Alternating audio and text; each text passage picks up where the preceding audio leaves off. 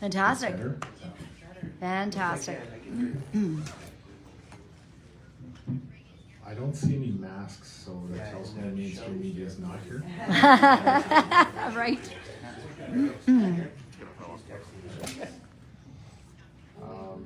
I think we all know each other.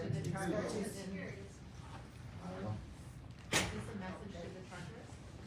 know. It's gonna be for everybody.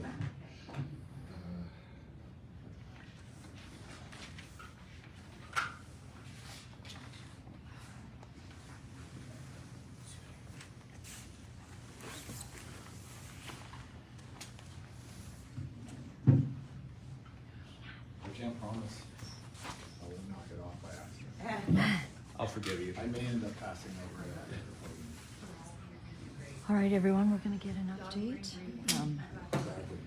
I'll catch you, Tom. Here we go.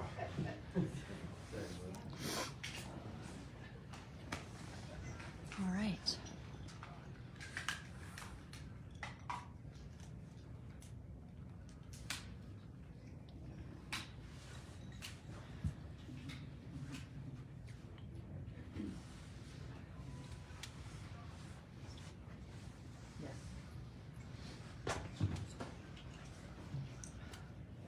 Yes. He's not talking. Do you hear me? Okay, here we are live. The lady Lord Elgin with Tom Marazza. This is Tom Marazza. Where's Andrew Takumi? It's not here? Okay. Anybody have the time? It's 1:02. 1:02. I'm gonna give it about 2 more minutes. Is 2 more minutes okay, or? Absolutely. Okay. Been here for a month. Yeah. Your mics, that's all right. Hello, everyone. Just before we get started. Sorry, is Stand strong. I know there's some From what I scary understand, things going on. This will be All one is voice. well, though. It'll just be me up here. There'll be no other people What an speaking. epic fight. I think a lot has been revealed. Sorry, your full name. A lot has It's come Tom out. Marazzo, Marazzo. So What's your title? we're putting that article. Organizer from of the Extreme Rex. Chaos. There's, Father. Yeah. That's my title, Father. Mother. One of the things, sorry about that. Rex Murphy, he's written an article today.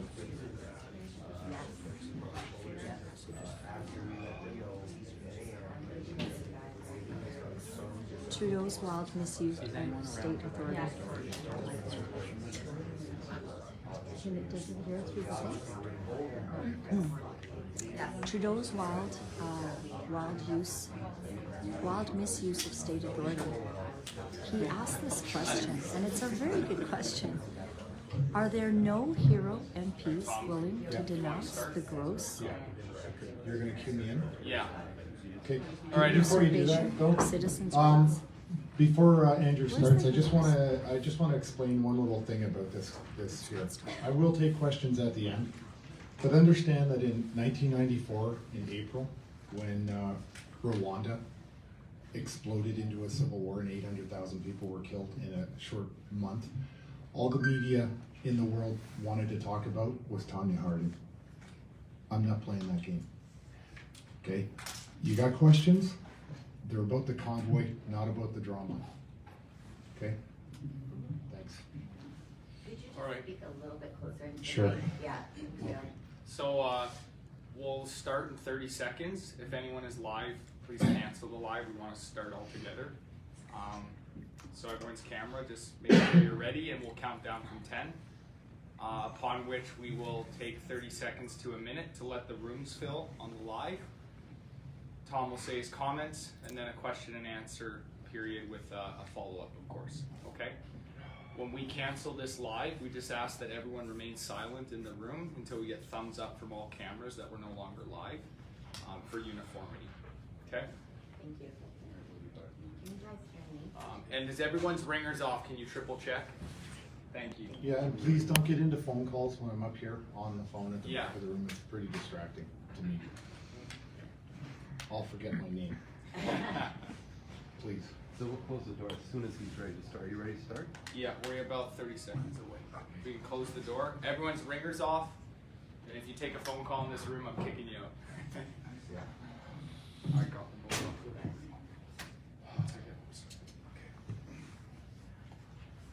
All right, 20 seconds away.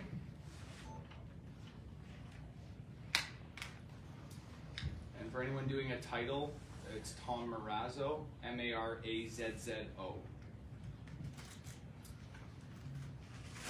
All right, we're going live in 10, 9, 8, 7, 6, 5, 4, 3, 2, 1. Go live and we'll be waiting 30 seconds.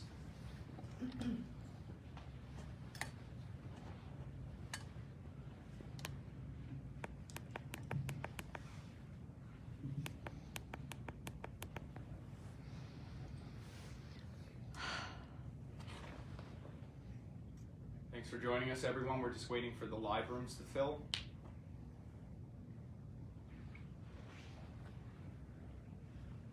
Okay. Good afternoon, and thank you for tuning in. This morning I read something that I felt really telling. It was written by a woman named Laura Dodsworth. First they came for the truckers, and I did not speak out because I was not a trucker. Then they came for the donors to truckers, and I did not speak out because I was not a donor to truckers. Then they came for me, and there was no one left.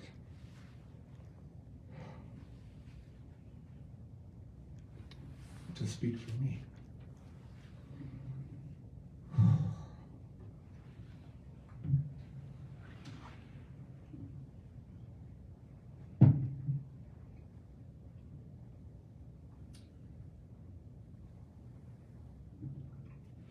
Yesterday, I personally witnessed a woman get trampled.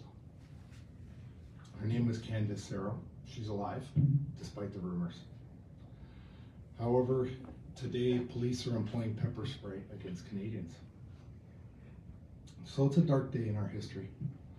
Never in my life would I believe anyone if they told me that our Prime Minister would refuse dialogue and choose violence against peaceful protesters. We're all in shock, and we are currently organizing legal counsel and support for those injured by police brutality and for those being arrested. Proud citizens demonstrating for their freedoms are now being apprehended for holding Canadian flags. They are being targeted for waving our glorious maple leaf. As we have seen, each time the government throws hurdles our way, it only strengthens Canadians' resolve. This demonstration has never been about COVID-19. It's been about the restrictions on personal autonomy that have been falsely justified for public safety. The infringement on our rights is now obvious and on full display in our nation's capital. 3 of our organizers, Chris, Tamara, and Danny, have been arrested on petty counts of mischief, and bank accounts of those who dared speak out have been frozen, including mine. All in Trudeau's desperate attempt to intimidate the opponents of his tyrannical regime. This is a grassroots movement, and others will fill their roles. Others have already filled their roles. People want a hero to rally around. There is no single person who leads this freedom convoy. This is ordinary Canadians who are asserting their rights. I'm certainly not a hero. I'm simply a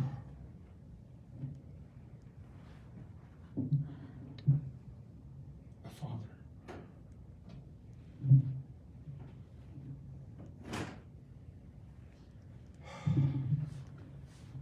I never thought I'd see the day when law enforcement officers would be arresting citizens for the crime of exercising their charter rights and freedoms.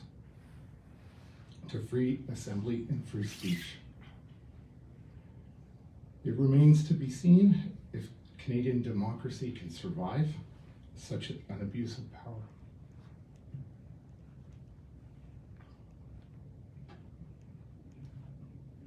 There are hundreds of police on Parliament Hill. Many are here in riot gear holding military assault rifles.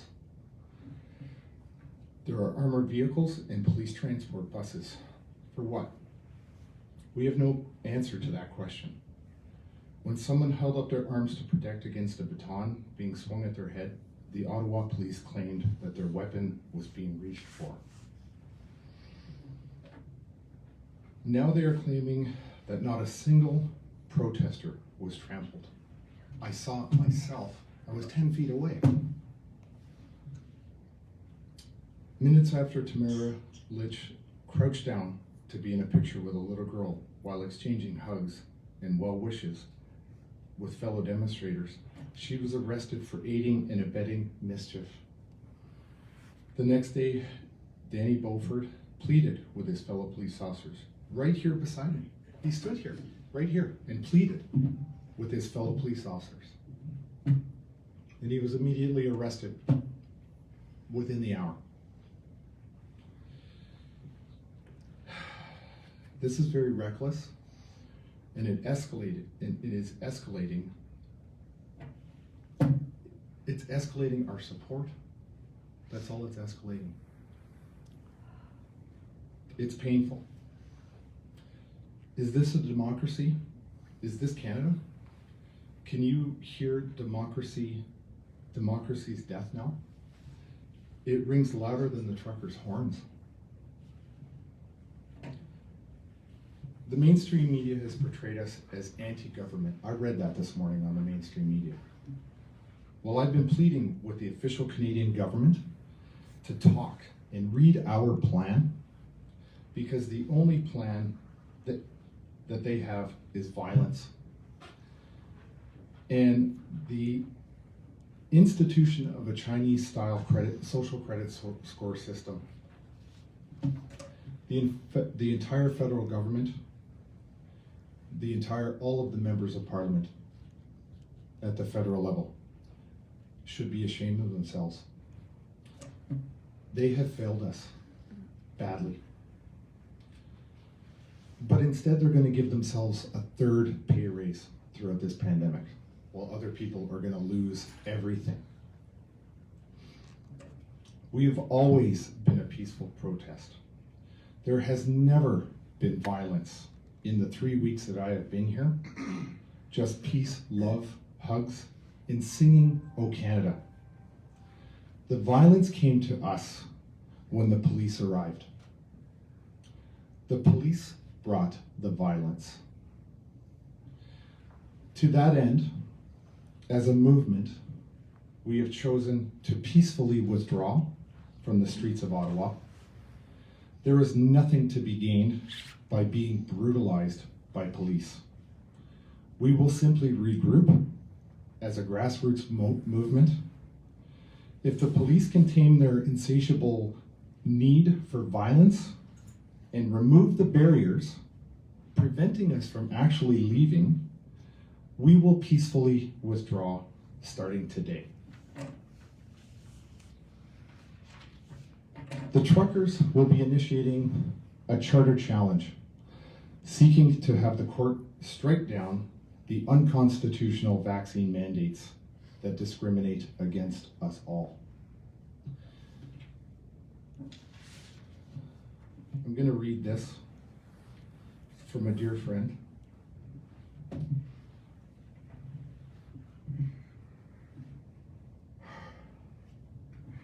I'm so disappointed on how the truckers' peaceful protest for freedom has been met with violence by the police and the government. We call upon all Canadians to join us in a movement of silence and prayer. We pray for peace, freedom, and openness from the government to engage in a healthy discussion. We want safety and freedom for all Canadians. Just give me a minute to grab some water and I'll take some questions, but please make them good. It's been a hard day. Okay, so obviously people are really upset here in learning in light of this information. We know the truckers are leaving, but that doesn't mean the protesters have to leave, does it? Every protester here who is on foot in a vehicle, we are not going to behave like the government and tell you what to do. You make your own choice. You've made your own decision. Many of the truckers are choosing to peacefully withdraw. Many people are walking into the city and choosing to exercise their right to protest on foot. So I'm not telling anyone what to do. I'm telling everyone to dig deep and decide what is best for them. Since the beginning, the city has asked you to leave, the police have asked you to leave. They've declared this occupation illegal for, what, 2 weeks now? 3. It's full 3 weeks. Okay, there you go. Do you not have some responsibility here for what happened today? I mean, they have made it clear that they were going to deploy riot teams, and you chose to stay. I mean, do you bear any responsibility for that? What laws have we broken? I think the police have What laws enumerated them. what laws have we broken? They're parking infractions. Parking infractions. What laws? You tell me. Next question. By peacefully withdrawing, does that mean they are still holding the line? Every trucker will decide for themselves. We have many truckers who feel that the best course of action for them and their families is to peacefully withdraw and regroup and plan our next move. Because we're not going to just stand there and be a punching bag for law enforcement. I've been asked to tell you that America is watching. They're watching very acutely as to what's going on here with this violence that's taking place against the truckers. My understanding, and correct me if I'm wrong, Kirsten Pierce, the liaison officer with the OPP at 10 a.m. this morning, was advised that there would be a peaceful retreat at 1 o'clock and that there'd be no reason for any violence whatsoever. And since 10 o'clock, we've had rubber bullets, tear gas canisters, and beatings. I was in communication with the police this morning myself. The police, the OPP liaison officer that I've been dealing with, exceptional guy, honestly.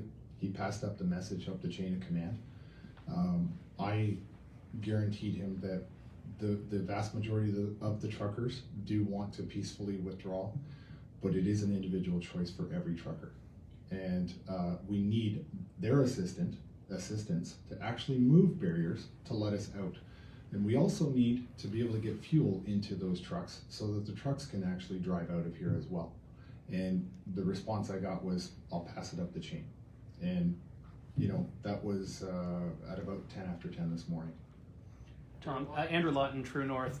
I had a source that said that the Convoy organizers are in control of the Give, Send, Go money, and it's in unfrozen currency, and it's made it into Canada. Is that accurate? And if so, what's the plan with that money? Honestly, I really cannot speak to the Give, Send, Go that issue at all. Like I'm not on the inside of those particular discussions. But what I can say is that ordinary people, I had a wonderful woman that I met last weekend walk up to me and just give me a $10 bill and say, could you put this into the hands of the trucker? That's what I did. And we have had, I would say probably hundreds of thousands of dollars donated in cash from anonymous donors that just want to support us. And what is going to happen to that money? We see about $1 million has been released. Is this going to be dispersed in any way to the people who have suffered property damage? Is there going to be any accountability? People who are, okay, that's a Tanya Harding question. Next. No. You have $1 million. What's going to happen to the money? This was donated Next to people question. here, not you personally. How much money do you have in your bank accounts right now? For the official? Me personally, I have none. No. It's been frozen. You have a not-for-profit. How much Yep. money is in the bank account of your not-for-profit? I don't know. Next question. That's Your supporters, you owe them some accountability, surely. He You said have he a doesn't bank know. account. I don't Right, know. it's in press. I don't know. He But doesn't who know. knows? Then who knows? If that's his answer, why do you want another Because one? it's $1 million that donated to the people in But the he streets, and no doesn't one's seen know. it. I haven't talked to anyone who's He seen said any he money. doesn't know, he's not part And of who knows? that. Okay. Actually, they've all seen a lot of money, hand to hand. Just stop. Anybody else have a good question? Follow up on. Do you think that by having the truckers withdraw from the city, that the Trudeau government would consider negotiating with organizers? No, he won't. That's a good question, and I want to be very careful about how I answer that. Because from day one, the mainstream media has painted this as anti-government and some ridiculous comments about us wanting government change. Completely false. I've never sat in on a meeting with that as a talking point. So I want to be very clear that our intent has always been, and always will be, to talk to the official government of Canada. I have stood at this podium. I have done other media events where I have outlined a plan and I've said, I'd like to talk to you. The response was riot police. No discussion, no dialogue. And I think Canadians should be absolutely appalled by the fact that we elected these people to represent our best interest, but not to lord over us like kings and queens, and refuse to talk when, you know, they prefer violence. So I just want to leave it at that because I know how this will be spun. But I think people are smart enough to realize that the preferred course of action from the government of Canada is violence over peace. What's the most meaningful thing Canadians can do who aren't in Ottawa to help plead your cause at this juncture? I would, the most meaningful thing people can do is learn the Charter of Rights backwards and forwards. Understand what's inside it. And if you don't have a copy, Google it or look inside your passport. I'm pretty sure it's written on the inside.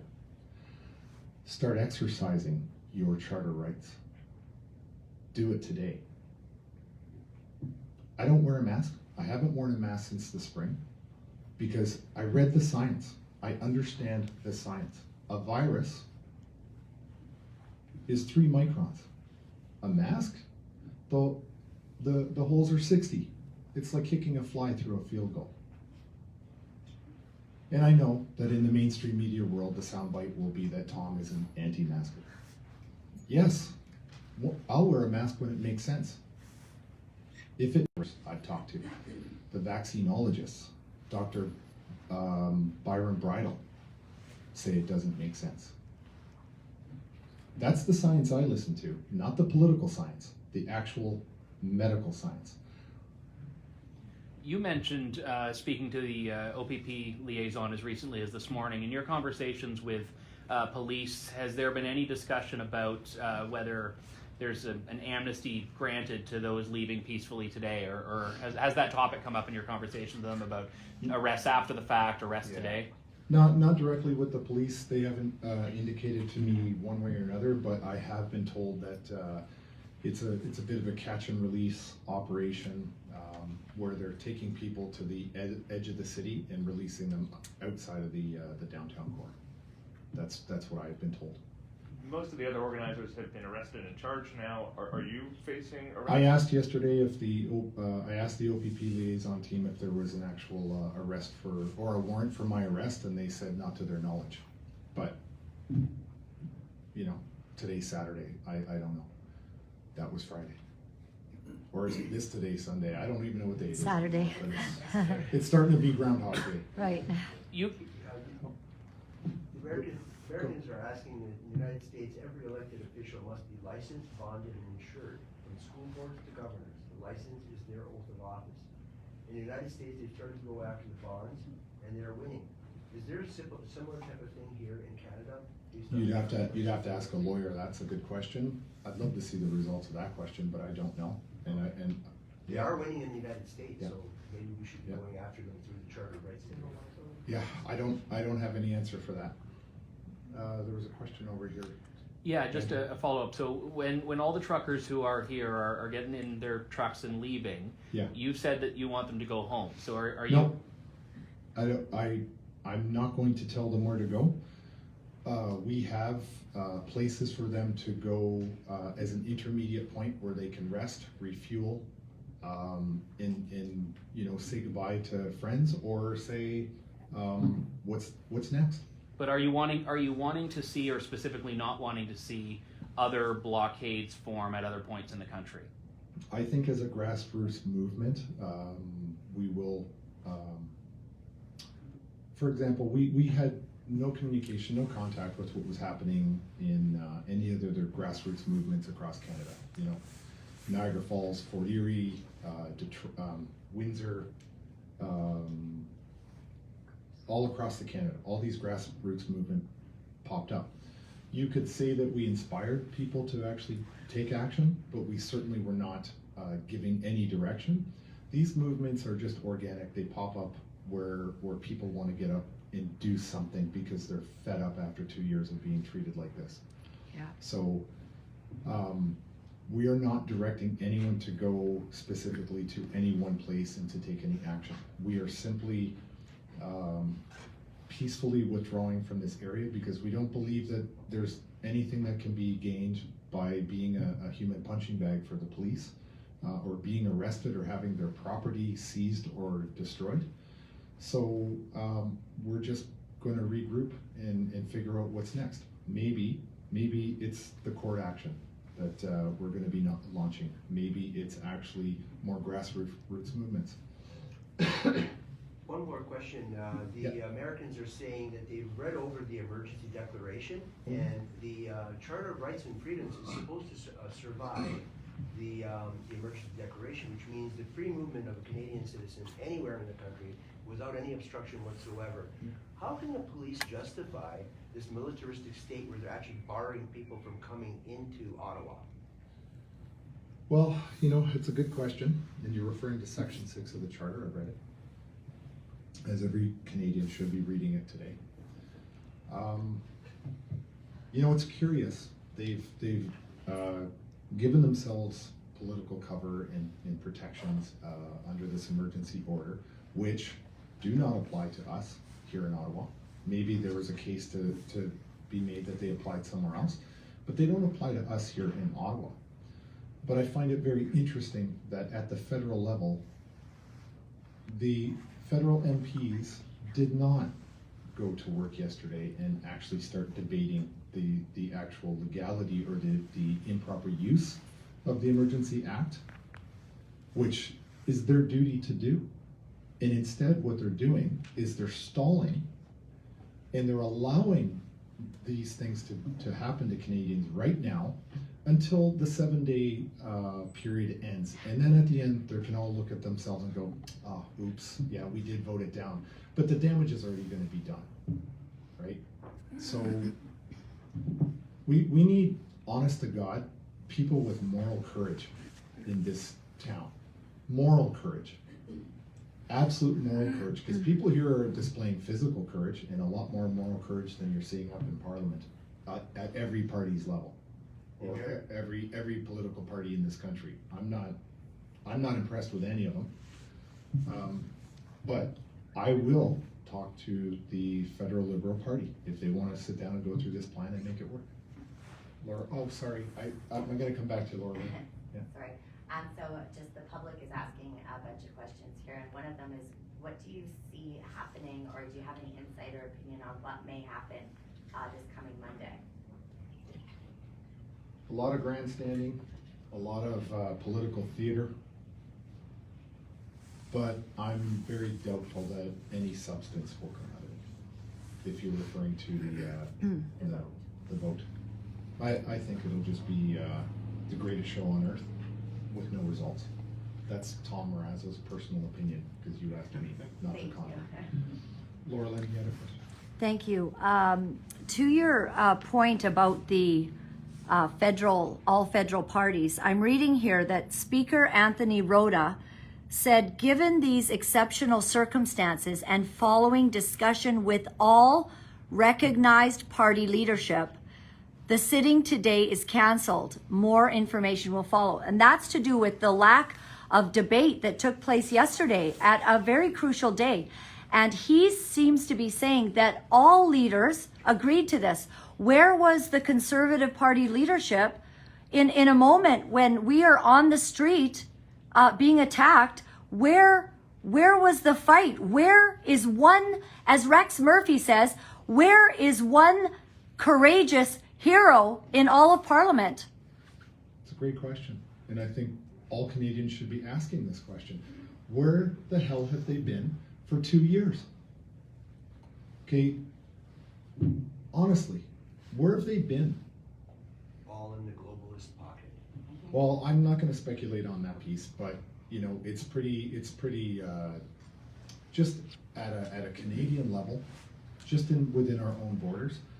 I'm absolutely disappointed and appalled that you know, the talking points in the last debate had nothing to do with why we're all here. Nothing. It was just political theater. And I think Canadians were just disgusted and frustrated and really disappointed by the conduct of these people. They don't get it. They just don't get it. And they don't care to, because from my perspective, they live inside the Twitterverse and they don't see what's really happening in people's lives. Do you know how many stories I have heard, which all of you probably have heard while you've been here on the ground, of the carnage that they have left in their trail for the last 2 years? You know when a 6-year-old says they want to kill themselves because they can't take it anymore? You know, the suicide rate is off the charts in this country right now. The mental health is off the chart. It is ridiculous. You know, and what do? They grandstand, they get nothing done, they lock us down, and then they give themselves raises while closing people's businesses. And by the way, for the citizens of Ottawa, we were begging the city to open up those businesses so we could support local business in this town. We wanted to shop in their businesses. We wanted to support it. We shoveled the sidewalks. We did the garbage collection. We provided first aid to people. We didn't do anything to this city. There was no damage. There was a little inconvenient noise. I'm sorry. But we're here fighting for all the people that actually hate us too. So, you tell me where the federal members of parliament have been. You tell me where all these provincial members of parliament have been. And you know what? I'm not buying this crap from all the provincial premiers. I see a bait and switch. That's what I see, is a big bait and switch. Okay? And what I've asked for several times is we want a charter challenge before the Supreme Court, or a charter reference, excuse me, and we also want an open public inquiry into the actions of the federal and provincial governments and the mainstream media. I stood at this podium yesterday and I outlined that entire plan. I read it right from the plan that we have submitted to all federal parties, and they did confirm that they received the plan. And yet, I tried all night to get a meeting with anybody. And here we are. I'm still standing at this podium waiting for them to come and talk. Wow. Andrew? What would your comments be, the mainstream media? I know myself and our team, we were on the front line all day yesterday. I didn't see a single act of aggression, truly, Yeah. from the protesters, other than self-defense. Yep. But on CBC, on their live, they're doing 24-hour coverage. They're saying that protesters are being aggressive and aggressive towards horses as well. What are your comments there? I'll just second that, because I was also on the front lines yesterday. Yeah. Thank you. I would honestly say I was there right at the line. And you know what I saw? I saw people trying to reason with the police. I was there when O Canada broke out. And when O Canada was done, I saw a woman get shot in the face with pepper spray from about 8-10 feet away. That's what I saw. Okay, we didn't show up with pepper spray. We showed up with Love, respect. respect. Yeah. There was Care great for music. one another, yeah. People were dancing. That's what we showed up with. We didn't show up to fight physically. We showed up to assert our rights.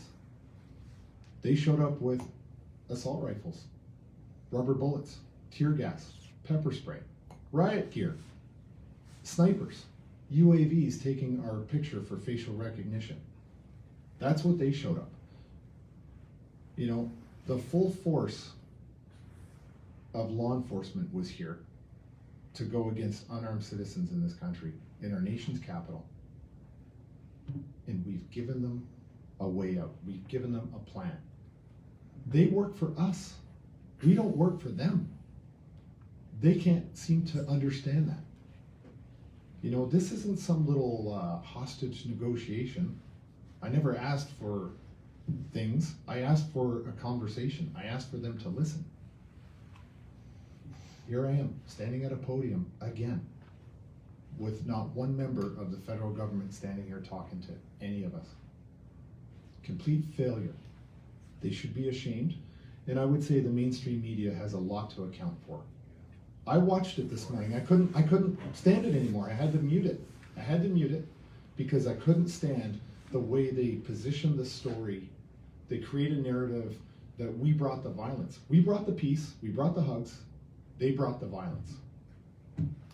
Ottawa police are saying protesters have been arrested and in some cases pepper sprayed because they've been, quote, aggressive and assaultive. Ottawa police have said that one occupier threw a bike at... I was right there. Never saw a bike in front. I was standing right there. I was 10 feet away when that woman got trampled by the horse. And where's the body cam evidence? Yeah, there is. Okay, and you know what I saw? You know what I saw yesterday at the War Memorial? I saw a veteran get tackled by a bunch of police and then while he was down was beaten. And you can clearly see also in the same videos, right behind the crowd of cops, they're using their assault rifles and somebody's rifle butting somebody repeatedly on the ground. That's what you see. Mainstream media, right? If anybody would like to come and see me after, I do have a recorded video of that. We all have the incident, videos. So I can share that with you. They're everywhere. So Okay. they're saying that none of the protesters were aggressive or assaultive. You know what?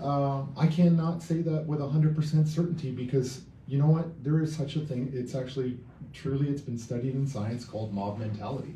And when you have a police officer moving in on you and pushing you, you know what? You're not going to move. And I did see a lot of police pushing and shoving. And what I saw was the protesters turn their back on the police and just stand their ground while the police pushed through. And I was there when those horses came flying through.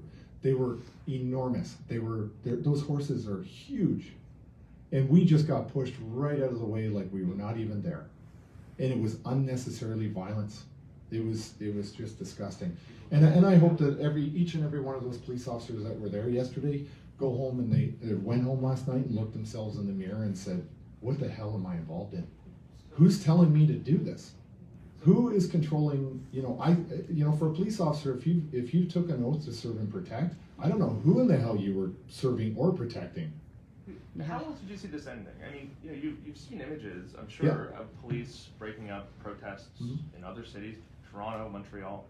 This is pretty standard police tactics for any large crowd that won't disperse. Yeah. Did you just, why are you so, to be honest, why are you so surprised that this has been the reaction, this has been the police reaction? Well, for one, the only laws that may have been broken were parking infractions. Two, a judge at the beginning of this, Judge McLean, actually ruled that we had a right to be here. We had a right to a peaceful protest. Yep. Okay, that happened 3 weeks ago. And so we remained. And the police, I worked hard with the police. We worked exceptionally hard to keep all the safety lanes open to make sure no ambulances or emergency vehicles were obstructed. And I think we were very effective of that. But at one point I asked the police asked me to confirm whether or not an intersection was clear. I walked down personally myself. What did I see? None of our trucks, a concrete barrier, heavy equipment, and 5 police officers blocking the intersection. Not us. Not us. So you know what? I have tried to have dialogue. I have had many interactions with Ottawa Police, OPP.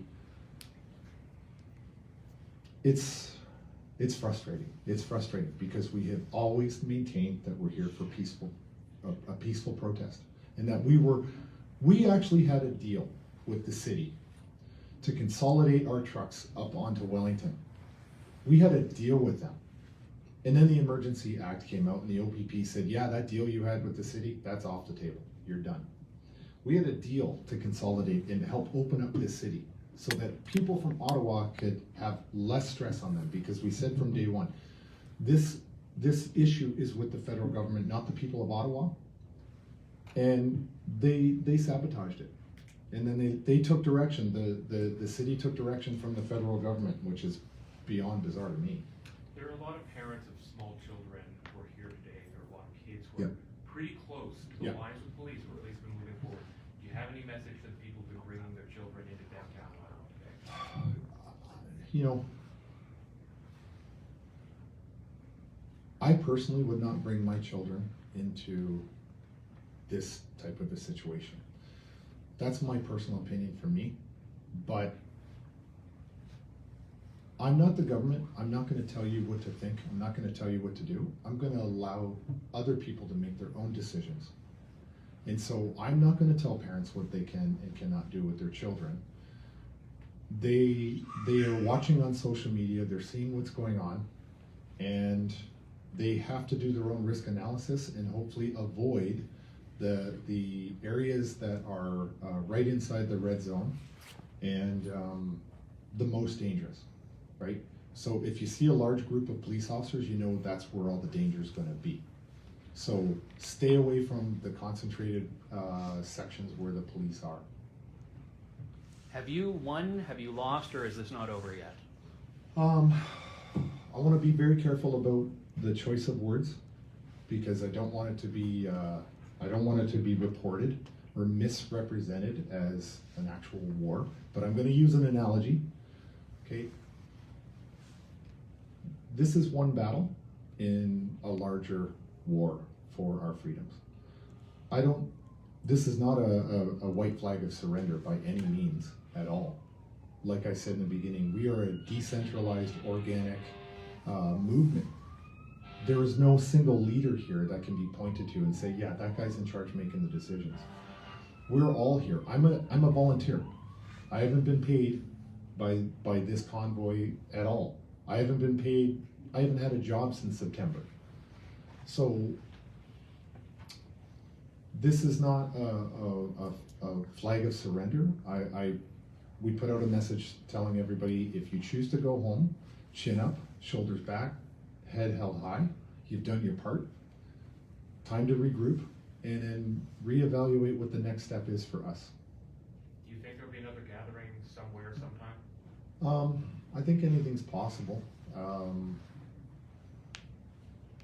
People are tired of this, and after they've seen what they've seen today, they're not going to be deterred. They're not going to be intimidated or afraid. If anything, I think it's going to have the reverse effect. I think people are going to get more involved, more engaged. Okay, so not that I want to talk about my own personal thing here, but Canadians should be absolutely disgusted and outraged by the fact that I have not had a warrant for my arrest, I have not been criminally charged, I haven't been convicted, but my bank accounts have been frozen, my credit cards have been canceled, and my spouse's credit score dropped 109 points yesterday.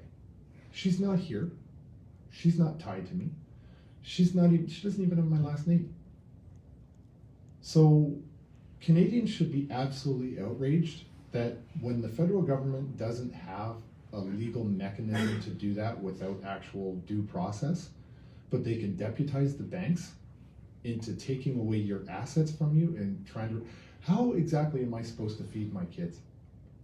How am I supposed to pay my bills now? Right? Have I been charged with a crime? Not that I know of. There's no warrants for my arrest that I know of. I haven't been convicted of anything, but they've targeted my spouse's credit score, canceled the credit card, canceled the bank account. Unbelievable. This is absolutely what this has always been about. You can't do it with the laws, so you subvert the law. You can't do it through negotiation or words, so you use force. We're gonna take 2 more questions here, and I just ask that you say your name and who you're with as well for these last 2. Yeah, you sir. Tom, it's Arthur here from Newsly Canada. Do you have a direct message for Canadians who are against this movement or against this protest? One, we've always been here for even the people that hate us. 2, if we don't take the stand now, the precedent will be set. And in the future, the things that the people that hate us hold near and dear to their hearts and to their lives will be taken away from them. That's a guarantee. That's an absolute guarantee. So what I would encourage all of the people that hate us to honestly stop looking at mainstream media footage, stop believing those lies because they are egregious lies. Start looking at social media, start looking at the videos you've seen from the protest here. Get a different perspective. Find out your own truth. I can't tell you the truth, but go out and find it. It's there, it's right in plain sight. But you're never gonna get told the truth by the propaganda that gets pumped out from CTV and CBC and some of the other mainstream media outlets. You'll never hear the truth. Final question, Bridge City. Yeah. Michael Clausen from Bridge City News. Have there been any wins that you would like to share with us?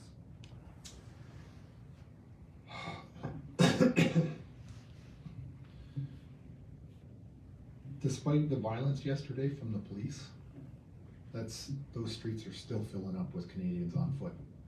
There's still a lot of support. And to me, that's the biggest win that we're ever gonna have here in Ottawa. Maybe, just maybe, somebody, excuse me, somebody in Parliament finds their moral courage, breaks ranks with their party, gets in front of a microphone and shows themselves to be a true leader. That hasn't happened yet. There's been a lot of wins here, like on a personal level. I've met so many wonderful people that I will never forget. And I hope to be in contact with for the rest of my life. And it's been a grassroots movement. It's not been any single one person who's been leading the way. We've all been leading, from every single truck driver who came here by themselves to a giant convoy of 40 to 50 trucks that came here and had one person corral all of them and speak for that group. We've had a lot of wins. Sandy Williams just alerted me that he's on his way. He's available by phone. Sandy Williams is the trucker that was here before. He did want to make a statement. If we can get him on the line, we could have him talk.